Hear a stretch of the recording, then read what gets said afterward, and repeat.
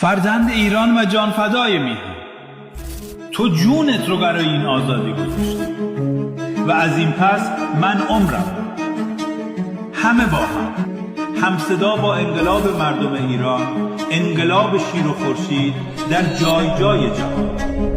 نه میبخشیم، نه فراموش میکنیم، نه عقب میکشیم. شاید بتونن بعضی از گلهامون رو ببرن، اما نمیتونن جلوی بهار رو بگیرن. تا روز آزادی، تا روز پیروزی، زنده باد ایران.